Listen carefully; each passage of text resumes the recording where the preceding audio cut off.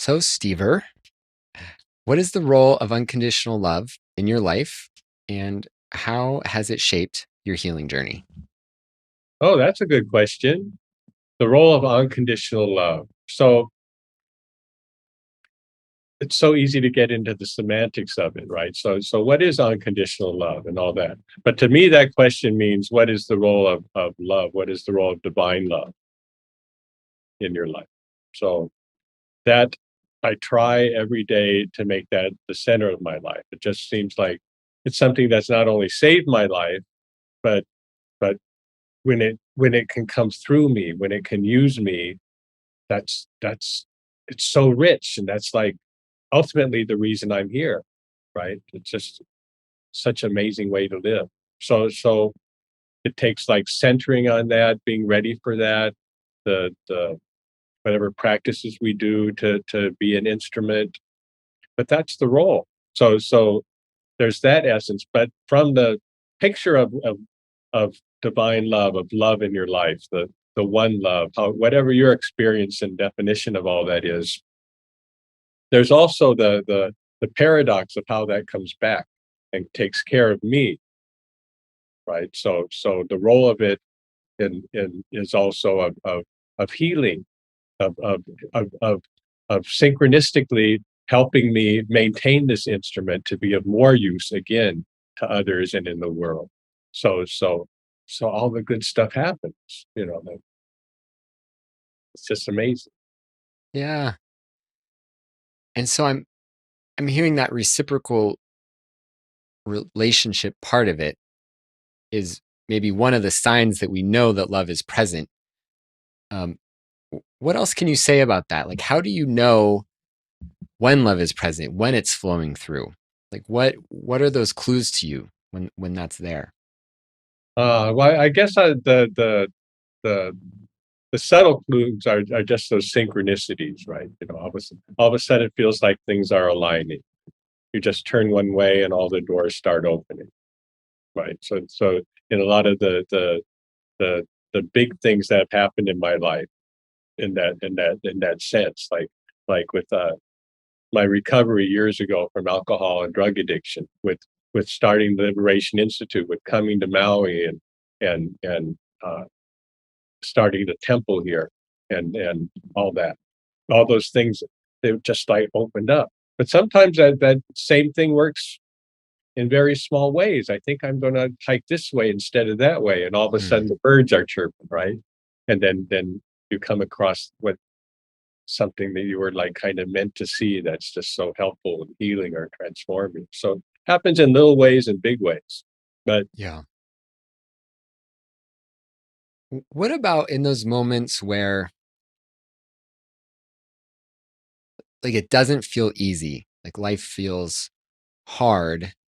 Um, there's chaos, there's unknown, it's uncomfortable, and it doesn't feel like there's these clear signs in those moments. How do you return to the heart in those moments, and what does it look like in the middle of that kind of unknown? good question. So there's some things in there, and that's like faith, trust, gratitude. Um, but just as it's always like walking off the ledge and just walking on air, right? Hmm. So something's gonna hold me. Am I gonna do this or not? And something has me take that step. Uh-huh. Right? So there's something in there, and the more experience I've had with that, with having it work, then then then then that connection is in there somewhere.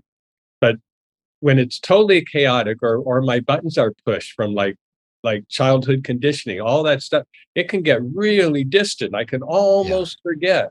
So so so again, the stuff we keep hearing over and over, having a regular practice, having images up in my house, having a mala on my wrist, just little things, kind of something's gonna remind me, something's gonna be there. I have the intention every day I'm used to asking for. And if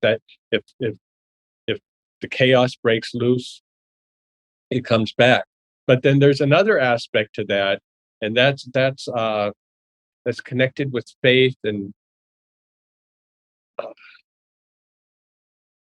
It's kind of like effort and self-discipline kind of have somewhat of a negative connotation in our culture now. Like if Sure. everything's flowing, if everything's good, if you're one with love, it should never get tough. But there's actually a like when you read the ancient Vedas and the history of all this, that the yogis that experimented and came up with this stuff, the one of the words for that is strivers. Right? There's a Hmm. certain striver, there's a certain effort, and it should be balanced, it should be connected. But sometimes I just have to say, you know what? Fuck it, I'm just going to keep going the way I'm going. I'm Yeah. going to do it. And maybe I tell myself, you know what? You don't have to do it forever. You don't have to do it tomorrow, but let's do it for this hour.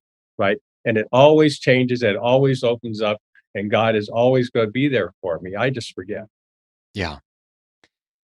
Yeah. It's deeper than even do I rest or do I push forward, right? It's really like the wisdom is knowing when to push forward and when to let it be. And Yeah. Yeah. I guess this is a big question that just came up in this moment. For me, when I reflect on my own path of hypothetically at least growing in wisdom, uh, it's essentially more or less been through trial and error, right? I'm listening into my heart, and then I think I'm listening to my intuition, but then afterwards I can see like, oh, I was caught here and here and here. But through that process, I feel and hope that things have gotten a little bit clearer. It's easier for me to access that wisdom, right? That love within. Is there another way, like besides just trial and error, like just trying our best? Is there some other way to ascertain and get in touch with wisdom with this often murky compass of the heart? I don't know. You know, there might be like there's people that'll tell you that the way to do that is to find a particularly structured path with a lot of history, and you just stick to that no matter what, Uh right? huh. Go down that one hole. But in my experience, it's phenomenological. So I think of it less as trial and error, more as just being open and exploring. And like phenomenology then is the is just being open to whatever's really there. So you kind of say, oh, here's that rock. I'm going to look under that rock, and maybe that leads you somewhere, or maybe it doesn't. Uh But huh. it's just this constant openness, and the more I'm aware, the more I see all these possibilities. So in my little mind, it might feel like trial and error, but every once in a while, maybe you've had this experience. Every once in a while, I can see that no, the universe is throwing me tons of this great stuff constantly, and I just every once in a while kind of open my eyes and grab something, right? Yeah. So it's so vast and rich, but Yeah. but from our little human experiences, it's kind of feels like trudging sometimes. Right. But I don't know if there's a just strengthening that awareness, strengthening the compass, keeping the heart open, doing what you know, zeroing into your intuition. But you have to learn by your own experiences because we're all unique instruments, right? So Yeah. For you, have you found at times on your path, I guess, because what I heard in that sharing is that you are very comfortable and have practice with uh, being open and really on this path of Guru Kripa, this path of grace, right? It's really like just life is the guru in a sense, right? Uh, and just really that listening. Um, but have you had times on your path where you found having some more formulaic, rigid set of, I do this, this, and this? Have you found that helpful at times? hmm.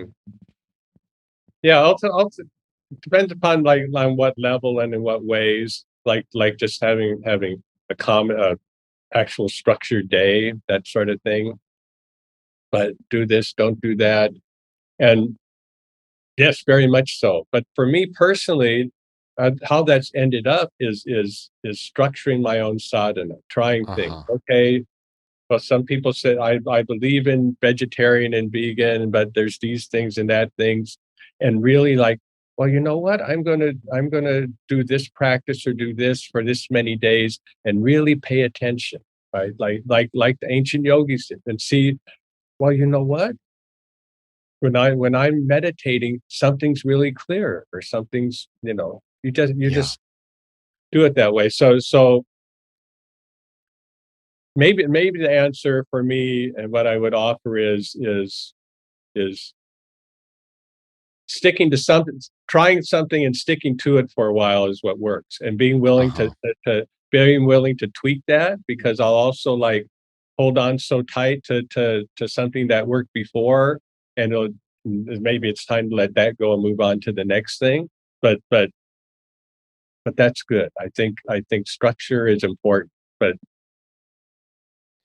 Right. Structure is important, but for us to actually stay in it, um, it actually has to fit. yeah, And exactly. the only way to find if it fits is to try it out. And there is an interesting thing that it's I'm sure it's full of paradox and everything, but there's a surfing aspect to all this for me. And I think some people that are gonna do better with a lot of strictness, and some people are gonna do better with a lot of openness. But for me, there's an in-between thing, right? Right. I do the structure, but but if I'm just following that blindly, there's something in my own creative and intuitive sense that doesn't flow through, right? Uh-huh. So so so I just get excited about being inspired and creating new things and new paradigms for helping people and all this kind of stuff, right? So you got to kind of play with that a little. Yeah.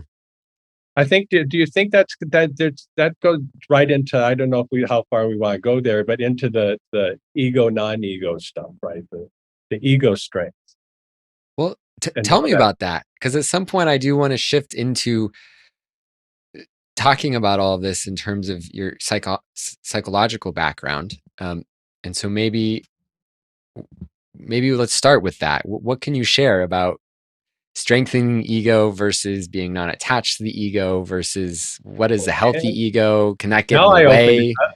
Whoops! I don't know what I would think I was saying. Okay, it's interesting stuff, right? So we don't want to be egotistical. We don't want our desires to get in the way and our attachments to get in the way. And we hear from different traditions how that gets in the way, and we can see that happening in our own lives.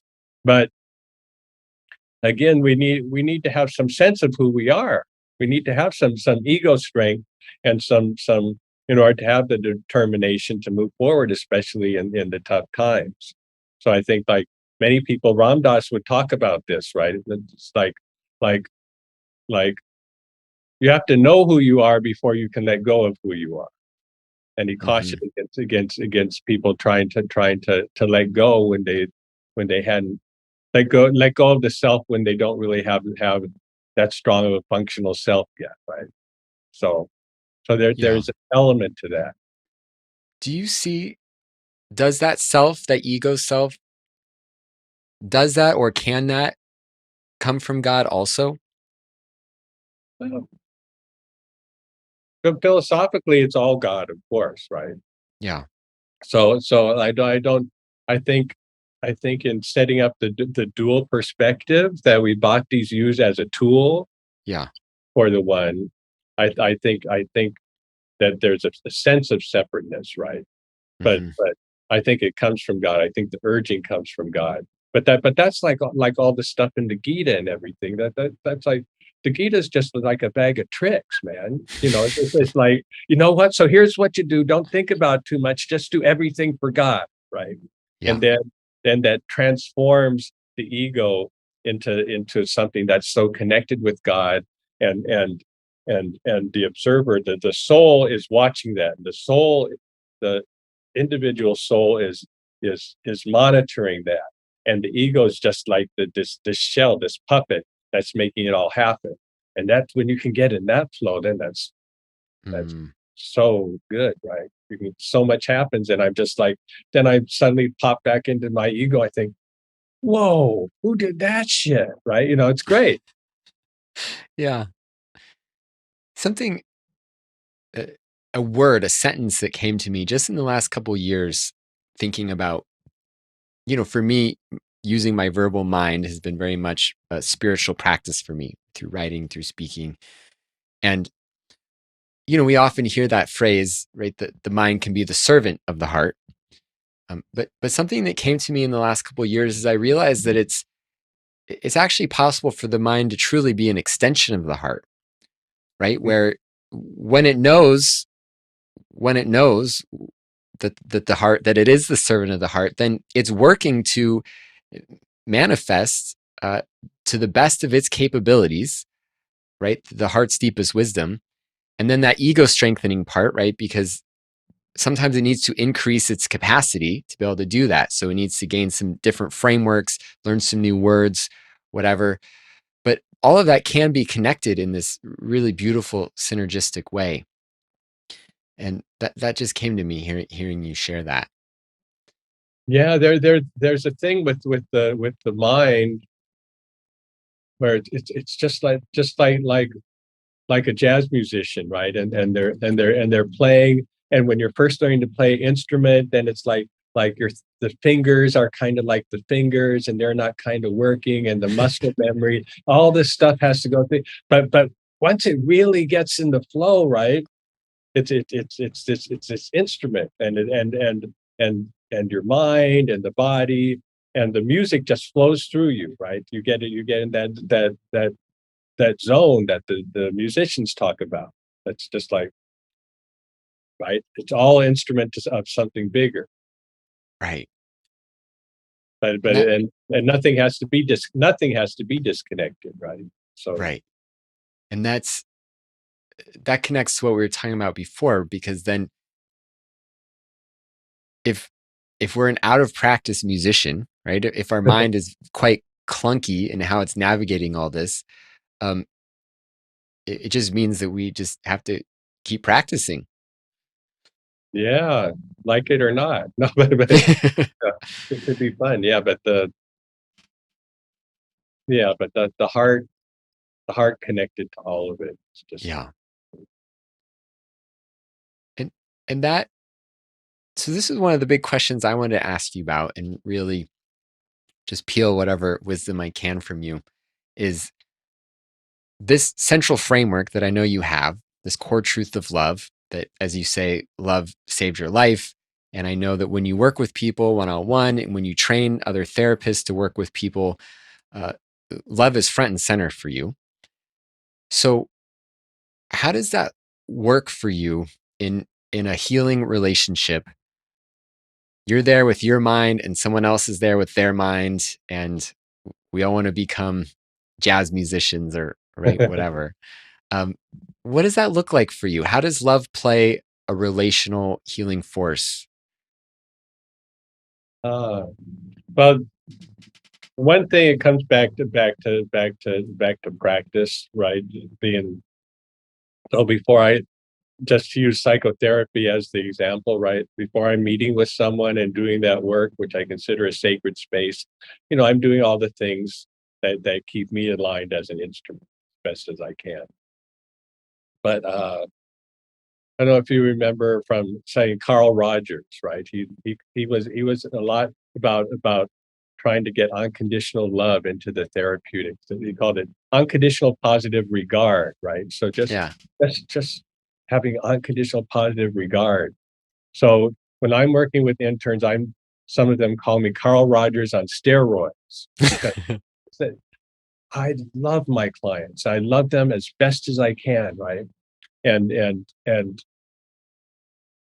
and that has a lot to do with loving myself and loving Mm, everyone. The whole thing, love everyone, right? Is just so useful. But how it looks then in the therapy room is the classic stuff, being in the moment, and that Bob, that energy that happens, just like when you and I are talking, something just kind of happens, right? Yeah. And it opens up, and then I just kind of get out of the way, and Yeah. I'm just there, and that person's soul, that person's heart, and my soul, and when it goes great, or even when it doesn't go great, I think it's the two souls meeting, Yeah.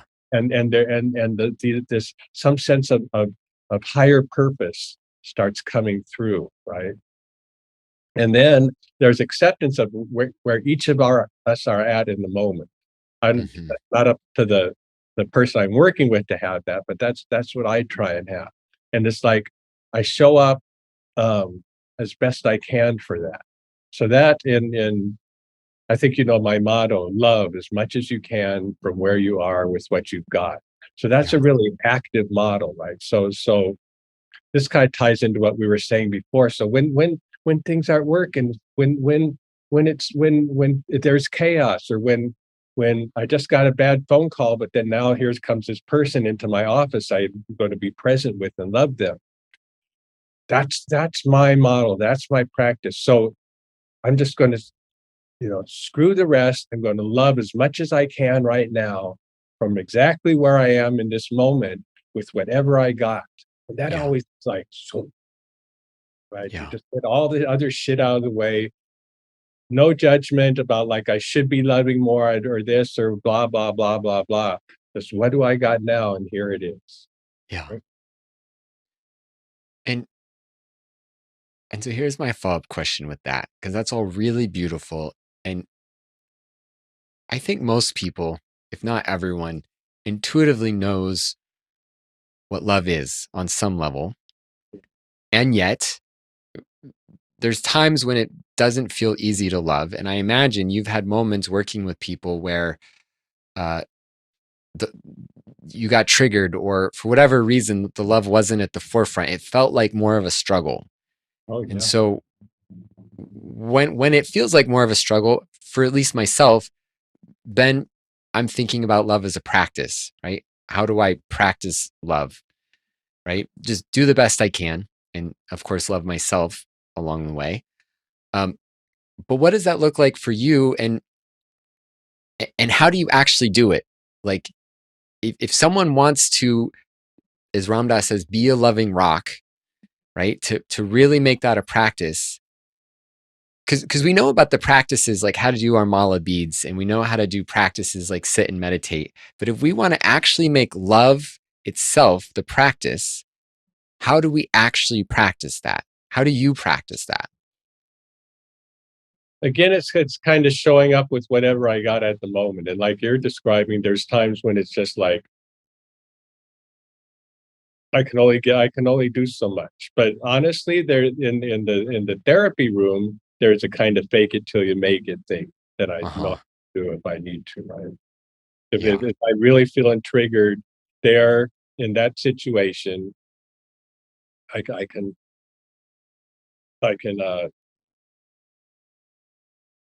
do the next kind loving thing. Sometimes it's keep your mouth shut. And out in the rest of the world, it's kind of just keep my mouth shut, right?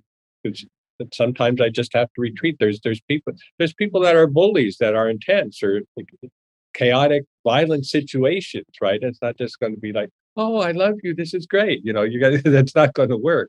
But again, love as much as I can from where I am with what I've got.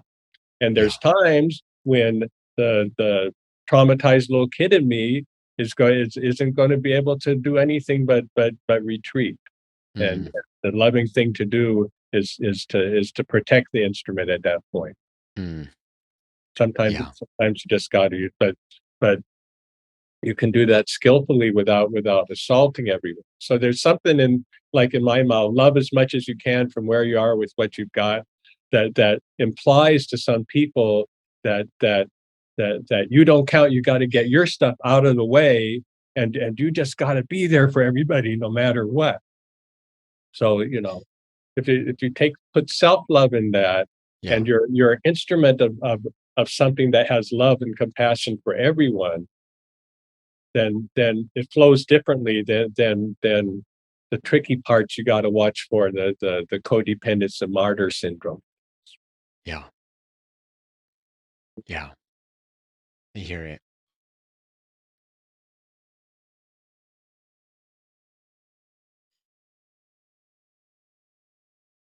And then I'm just kind of picking up on sort of the where you've been following this. So there's the wisdom of imperfection, Mm, I guess I would add, right? So when it doesn't seem right, like this isn't going right.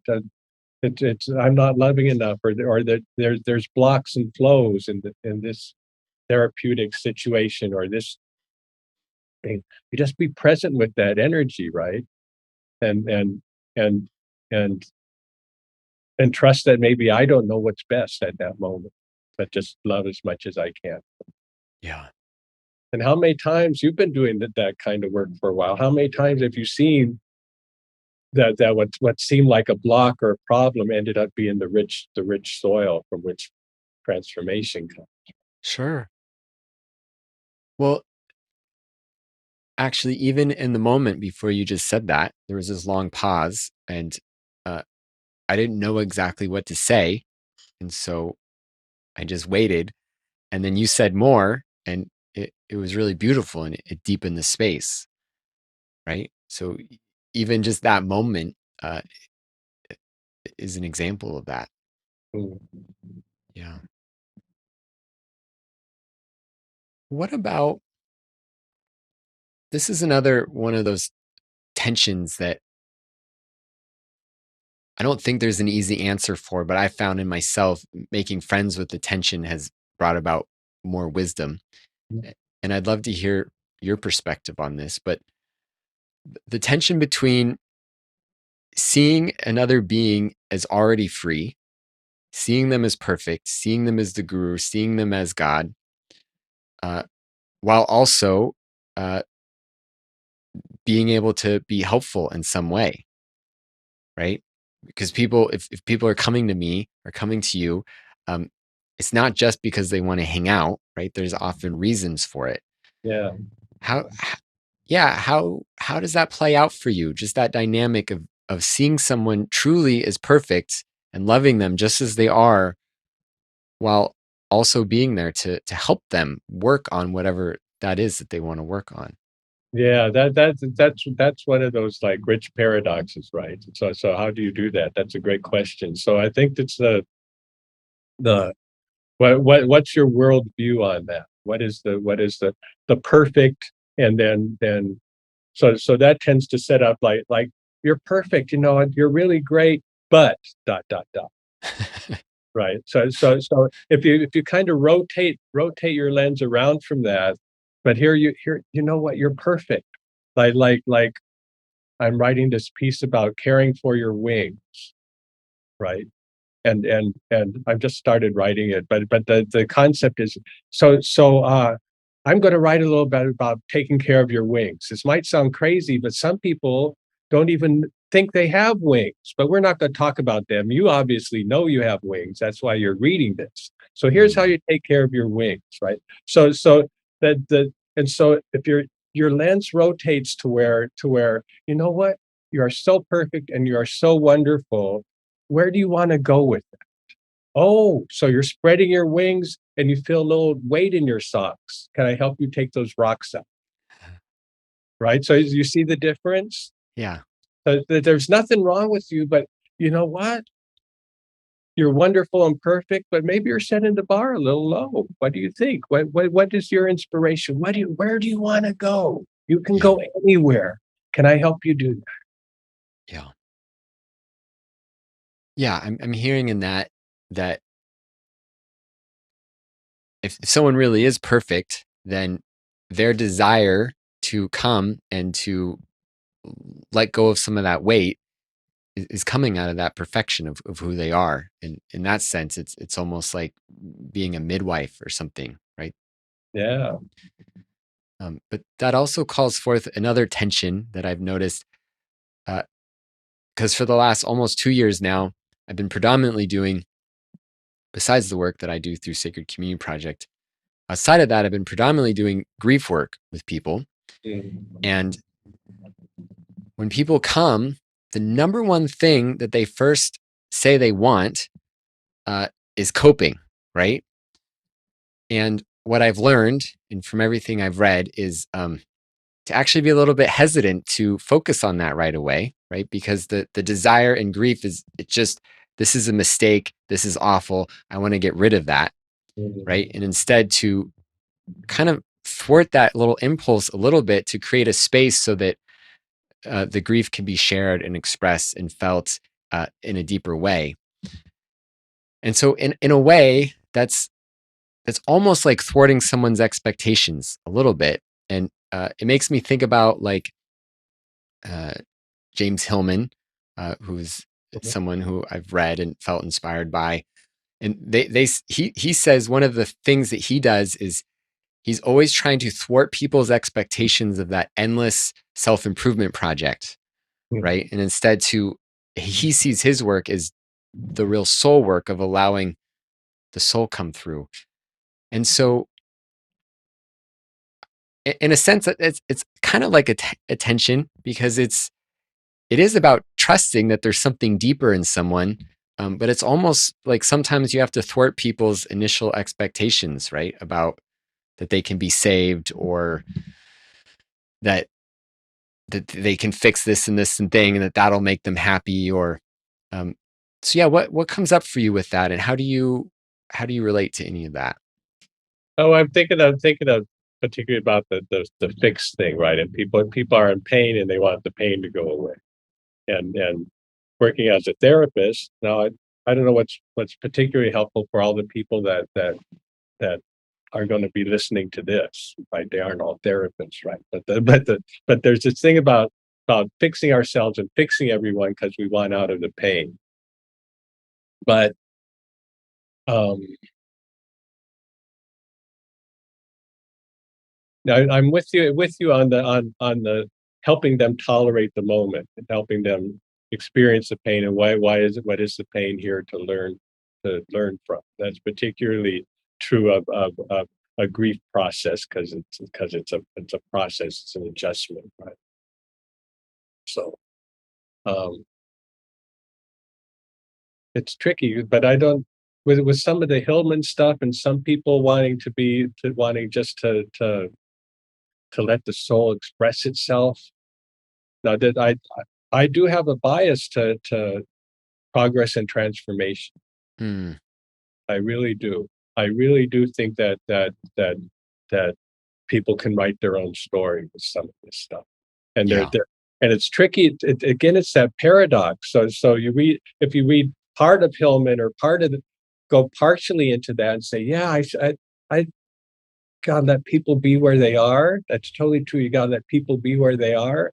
But but but when love comes in full force, it changes, Yeah, it's like it or transformative. not. And personally doing my work on myself and working with others, it's so easy to get into a thing where we're just allowing the pain so much that we end up reinforcing it rather than letting it pass through. Uh-huh. Yeah. Yeah. So this Yeah. this love that is at the root of everything is transformative. It's a transformative force. Amen. That's like, Well, I think this would be a good moment. What I'd like to do is ground some of this in the personal, mm, because you are someone who love has come through you in these transformative ways, in pretty big ways that have left some pretty big wakes, not just in your own life, but in the community. Um, and maybe we could start with one question I was curious to hear about is, as you know, and a lot of people are slowly finding out about, but it'll be announced pretty soon, is Sacred Community Project has this collective book coming out, right, called Loving Awareness, Waking the Heart Mind Through the Path of Grace. And there's this hey, section on stories of healing and transformation. And And you have one of the stories in it, and you said the same thing that you said here today, that loved saved your life. And I guess I'd love to hear a little bit more from you. Like, how? Like, how did love save your life? How did you gain this deep faith in the transformative power of it? Mm. I don't know how to go about that without making it too much about me or the story of my life, but the the basics of it is that I got strung out on alcohol and cocaine, and there's all sorts of complexities behind that and childhood trauma and all that kind of stuff. And maybe I hadn't experienced unconditional love before. So then, as I say, there was this series of miracles, right? So I just gave up. I would this it was literally killing me, this stuff. And but I'd always had since I was a little kid some sort of connection to the divine. And so I asked that divine for help. And it came Mm, through in a burning bush way with I'm in this park and this tree lights up and there's this beautiful face, this Maharaji like face saying you're loved. It's going to be mm, okay. And there were a couple things like that that happened very close together to where I could feel love coming in. I was in this church in Glide, church called Glide in the nasty part of San Francisco, and this gospel choir is singing, right? And I could just feel like love pouring in through the top of my head, just like I did when Maharaji's face, who I didn't know who that was, appeared in the park, right? I could just feel it coming in. It wasn't looking for it. I didn't know what it was, but it was like, whoa, right? So so love changed my life. And so that got that in that case, it saved my life. But yeah. then what do you do? That's not just like one thing like, oh, I have all these problems and I'm killing myself with drugs and alcohol. And now, oh, now there's love and now it's all good, right? So that there's constant struggle, constant learning, constant peeling away of the layers. So over and over again, love saves my life. But what is my life? What is your life? What is that story? What is getting created here? What does your soul or what does that love want to create?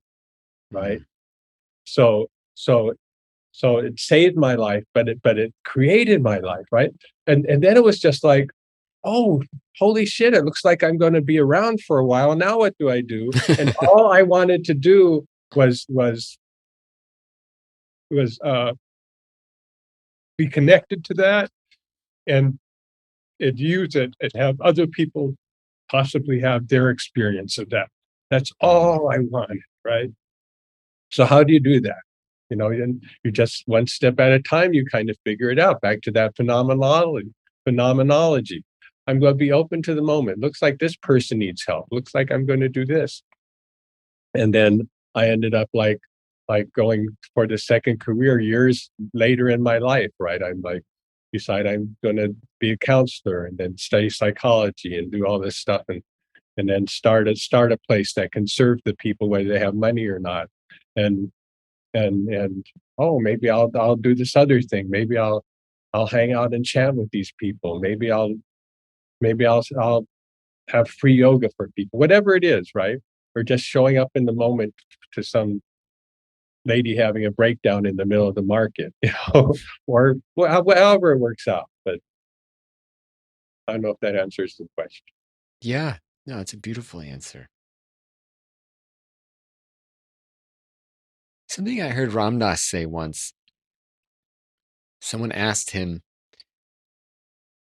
I don't have, someone asked Ram Dass, how do I get faith? Mm, Which is a pretty powerful question. And Ram Dass had that long silence and he said, you ask for it. And there seems to be something really powerful about the act of asking.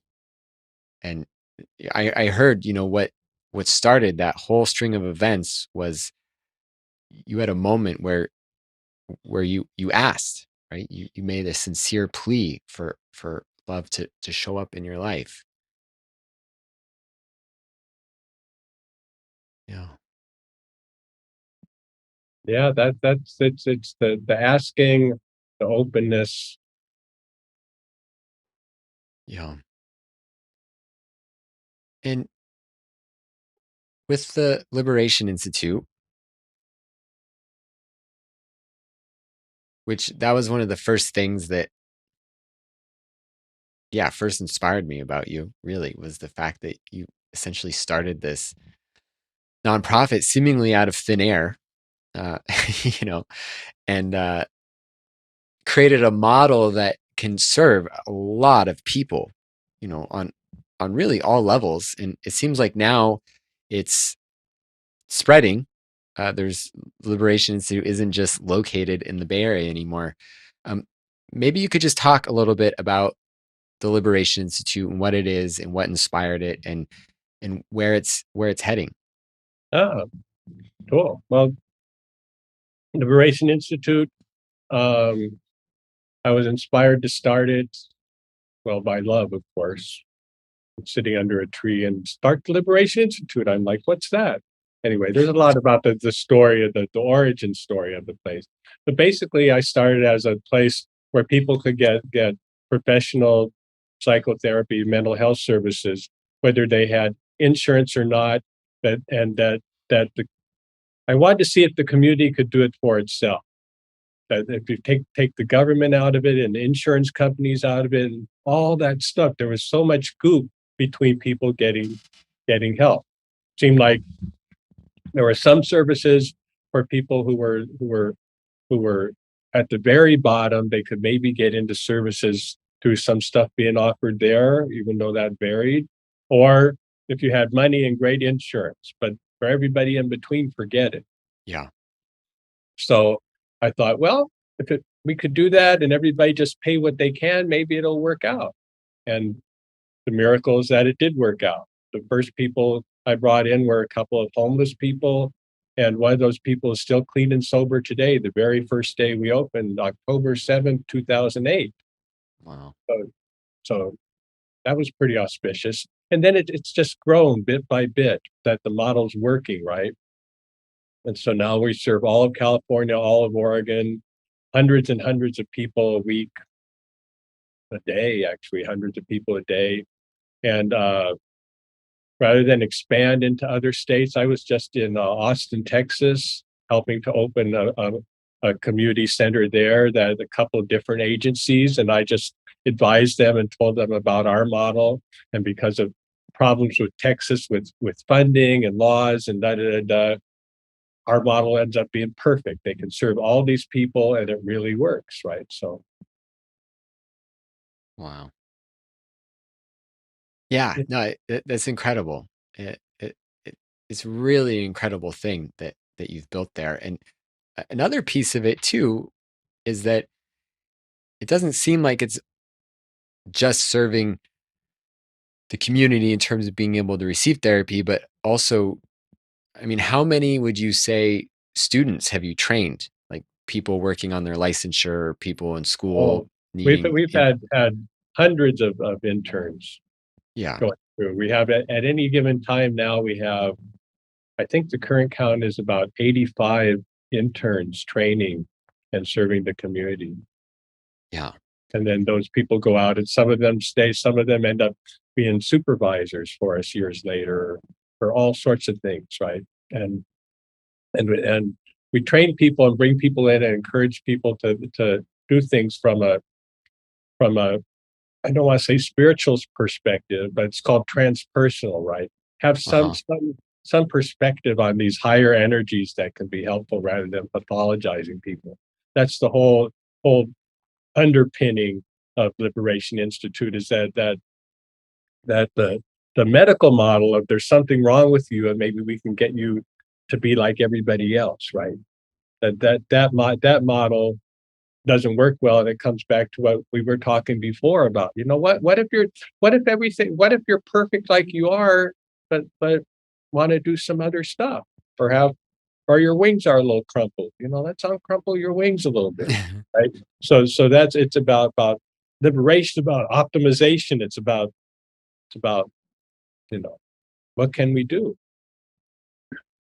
But I mean, that really, I guess the other thing that comes to me hearing that is not only is love transformative, but it's also decentralized in that uh, by you training, I mean, it's a pretty rare gift for young therapists to be able to get this kind of model, essentially the Stever Dallman model, right? The Carl Rogers on steroids model. Uh, because the reality is organizations like that still, they don't exist everywhere. And so, I mean, if you think about that, right, the impact then of liberation is much more than even the people Liberation Institute is serving. It's all the people that have been trained and gone on to be at other organizations or their private practices, right? It's like this seed of love that is really sprouting. And I mean that's the thing. That start doing work like this, the rippling effect is just starts getting mind blowing, right? So I can work with one person, and then that's a huge rippling effect. But then you train other people to do it, and it just multiplies out insanely, right? Yeah. But now, when you think about this, though, to play out with a lot of this other stuff we've been talking about, so then a therapist, someone called to be the therapist, right? That's just like this very Ram Dass. That's just their role they're going to play in this, right? And so I try and we try and encourage people to have that perspective. But Mm. somebody comes in and have they're really into a certain type of CBT, or they're really into working with this population, or they really have this theoretical perspective, right? So that's the thing about Liberation Institute. It has this overarching thing that I've been talking about, but everybody comes with their stuff and their interests, and they can use that under this umbrella. Uh-huh. Not like we only do this. Right. Yeah. And that's the other piece of, I guess, another theme from this conversation is that love also trusts other people's inner guidance. Yeah. Love Yeah. does. It's hard for us to do it sometimes, right? So that's the faith thing. When you go to backtrack a little bit, was when you were asking about the faith. There's and we came upon like you asked for it, but it's what in my experience, what I get for when I ask for it is an experience that I can't deny. I Hmm. might not even be able to describe that experience or that feeling, but I can't deny it. So this comes to, if you remember, but like Carl Jung was asked at one point, right? Right. So do you have faith? Do you believe in God? And he was like, I don't believe, I know. Right. Mm. There's a point when you ask for faith, and you're going to get some experiences that are going to blow your mind, as opposed to you're going to get some gift of blind belief based on some dogma or something, right? It's more like this experience, right? That just like you're going to get experiences that you can trust. Yeah. Yeah. I've likened the difference, that hardened belief, right? It requires a lot of clinging, right? I really Yeah, believe this. And if I don't believe this anymore, my life's going to fall apart, right? I mean, I won't know who I am. I'll lose my community, right?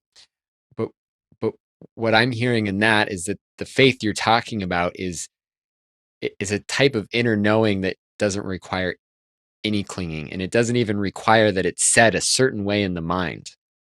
yeah, it's just there, and you've experienced it, right? Just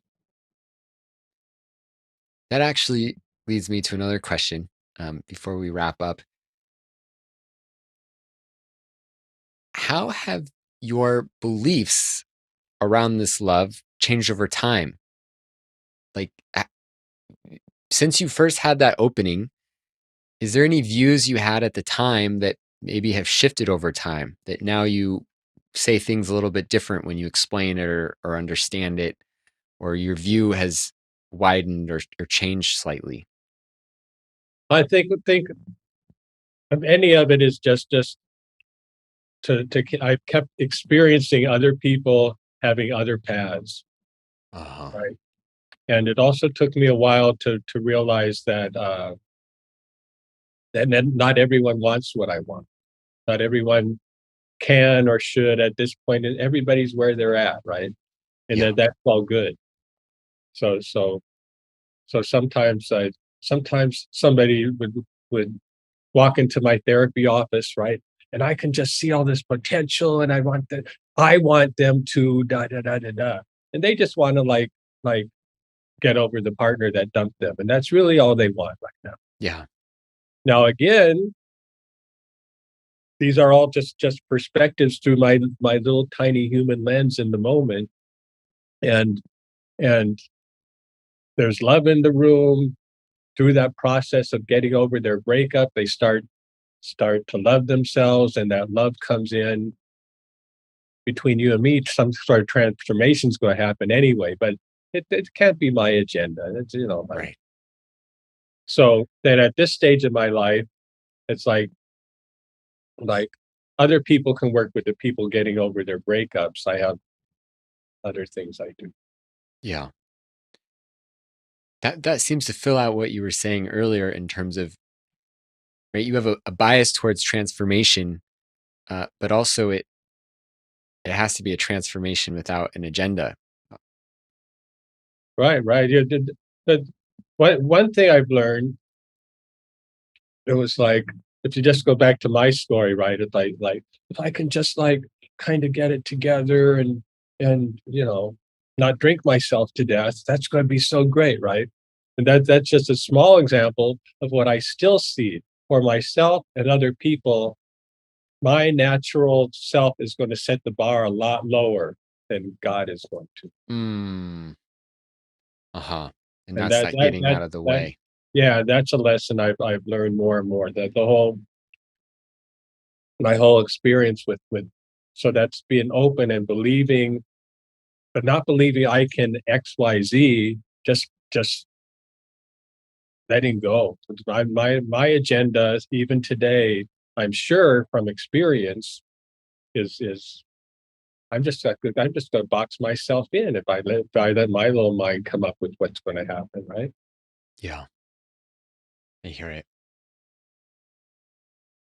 Uh, Before we wrap up, I also just wanted to create a little bit of space for you to talk about Hanuman Maui, since Ah, you are you are the one who the idea for the Hanuman Murti, it came through your being, and you're on the board. And yeah, what do you feel inspired to share about Hanuman Maui for people who might not be familiar, or for people who maybe are familiar but maybe don't know what you're about to say? I don't know what I'm about to say. It's what an interesting expression of love, right? So I all sorts of interesting things about how I ended up on Maui, how I've got pulled into all this, how my time with Ram Dass. There's all sorts of interesting things. But when you come upon a place which we have in Maui, and there's so much energy there. It's a portal. So love is accessible everywhere. But what if there's just this you will come upon a place, you're walking along, you come upon a place where it's just like, wow, I can really feel it here, right? So that's that's the aloha and the bhakti that so many people can feel flowing through Maui, and that brought Ram Dass here, and as people like Leohu Ryder and her lineage and of Hawaiian spirituality know that this is all meant to be bhakti and aloha blending together, right? Mm, So that's why I felt like I was called here for something to do with that. And then when Ram Dass left his body, it's like, what are we going to do with this? Here's this focus portal, right? This energy is still here, and that's what Hanuman Maui is. It's the blending of bhakti and aloha through this portal of where Ram Dass lived his last 15 years. There's there's an energy and a potentiality in that portal that's ineffable. It's hard to describe, but Yeah. any of us that have been there or had that in our own lives, other places, uh, have a sense of what that is or what the value is. So Hanuman Maui is just trying to preserve that. But being connected to that and preserving that also starts to transform things. So we're not just hanging out at Ram Dass's old house, right? We Right. built this beautiful Hanuman temple. We're serving the community. We're helping a food program in India and a children's school in India. We're helping the local community with food programs. We're doing all sorts of things, and it's just like love as much as you can from where you are with what you've got, and we can transform. We can't I can't transform anybody. I can just kind of show up with all my neurosis as best I can, but things seem to happen just because we're willing to be used as instruments. So Yeah. that's what Hanuman Maui is for, and we love all the people that are supporting it, and particularly love that so many people are getting so much out of what we're doing there. Yeah. And actually, I just saw the email that came out today, and it seems like it's now officially being advertised, the Savok program at Hanuman Maui. Right. So we want this to be accessible to everybody. We are just a home. We're not zoned for like some big spiritual center or anything, but we can have people come visit and access this. So people that want to come for a spiritual retreat and that can maybe donate something for that, donate financially for that. There's something for that. And people that just want to experience it and come as Savox and come to help us keep this place running, which there's a lot to do. There's also a program for that. And if anybody's interested, just look us up on the website, hanumanmaui.org, or email us info@hanumanmaui.org. Thanks for the Great. plug. Yeah. Well, I mean, you know this, but I'm just a big believer in Hanuman Maui. I I mean, thinking about like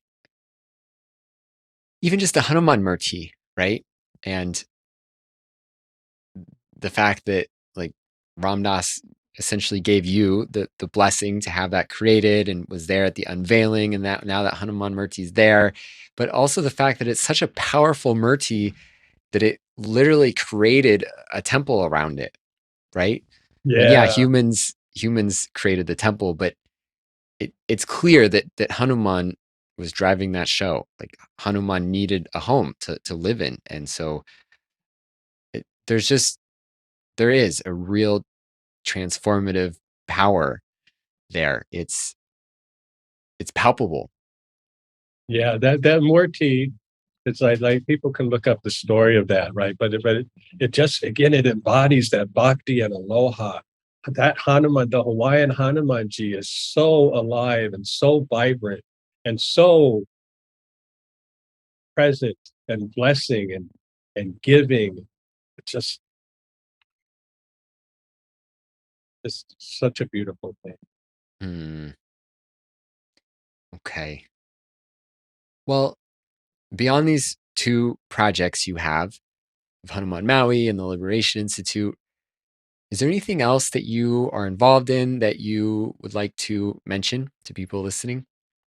Eh, yeah, I don't want to talk that much about that stuff. I'm writing a lot. I'm trying to write a lot more, Okay. and we have a book coming out in about 6 months of Okay. just uh, little communications with God. Beautiful. So And that's my final question. If someone listening to this in particular feels really inspired by you and your work and maybe wants to know about this book when it comes out, is there a website? Is there some way that people can contact you? oh yeah, there's steverdallman.com Okay. or through Liberation Institute. Okay. But I'm around. I'm not again, I'm just like this I'm just kind of showing up. I don't I don't have that much to do with any of it, but I'm hope some people get out of something out of the work we do. Yeah. Well, I know that my life has benefited from your presence in my life. And I know that that must be true for however many other, you know, thousands of people that you've touched throughout your life. So I'm just really grateful of you taking the time to be here today. There, there's no one else that I could think of that to talk to love about. And so, yeah, really just thank you. Oh, you're very kind, and thank you for all the work you're doing and inviting me to this. And there's a lot we didn't touch on, so let's do it again. Okay, let's do it. Hey, um, Aloha.